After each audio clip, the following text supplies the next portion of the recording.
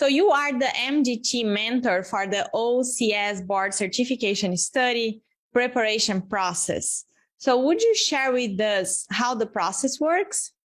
Sure. Let me give a little background first of how this started. I never would have really considered strongly doing board certification because, to be honest with you, having MDT as the foundation and getting good results, I kind of felt like it was adequate. A few years back, the chair of our board of directors, Ron Schenk, requested that we consider getting our faculty board certified as really an outreach to the rest of the physical therapy profession. To some in the physical therapy profession that are not that familiar with MDT, MDT can seem foreign. It doesn't seem like a part of the, some parts of it are considered part of the core, but some of it seems outside the mainstream. And so really for political reasons, we decided to try to get greater exposure to for MDT, getting on presentations at the American Physical Therapy Association meeting, combined sections meeting, American Academy of Orthopedic Manual Physical Therapy meetings. Those really require someone to have either a doctorate or at least the OCS designation behind their name to even be considered. So to get really the proverbial seat at the table with and to expose more people to MDT, we set a process. They kind of asked me if I would be willing to spearhead this process. And we had, I think 11 of our faculty went through the first year. And so we studied together and apart and knock on wood, everything went well. Everyone passed. So, which is, talking to some people to have 11 out of 11 pass. We're now up to, I think, 14 of our faculty have passed. None of our faculty have not passed. So that's a pretty remarkable achievement, I believe, because it's a very rigorous examination.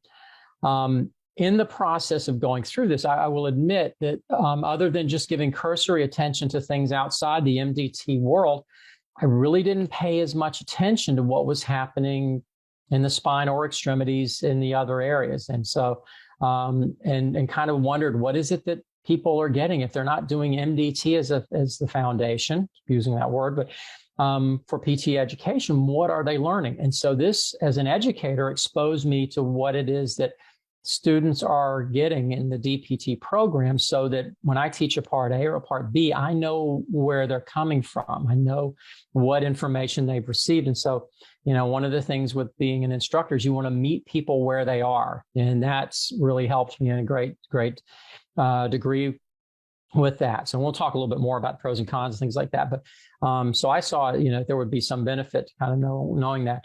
I actually, and I'm one of those very strange people, I actually didn't dislike the process that much. I like a challenge. I liked, and I started to find, hey, there's some information out here that I wasn't aware of. And so I learned a good bit.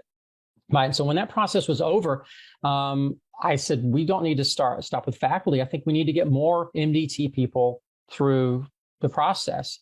And so I volunteered and said, I'd be willing to do a study group starting in August of each year with collected materials that we've now organized, I think, fairly well, and take people through the process of preparing for the exam. And so what we've done is we've brought some more of the faculty that didn't go through that first cohort.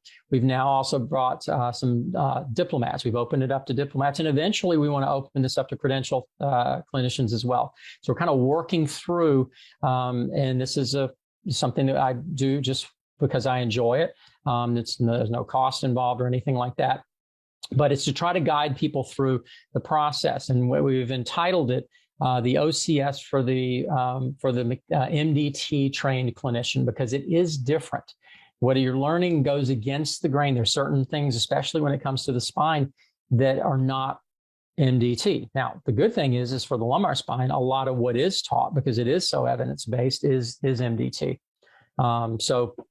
So that's kind of how it started. And basically we have a cohort going through every year starting in August. We take, usually in June or July, we send our diplomaed clinicians an invitation. And if they're interested in going through it, they reply and come back to me. And we have a study group. We have 7 going through now. We can take as many as 10 And we do biweekly study group meetings, and we have topic areas. We start and we work through body parts, and we adjust and adapt this based on how people do on the exam. And so I think we've kind of tweaked it and fine tuned it a good bit. And now we're the group that's going to be taking the test in end of February, beginning of March. We're now in reviewing study questions. We've managed to compile a bunch of questions and answers over the years, and we're now trying to prepare people for the actual test taking process.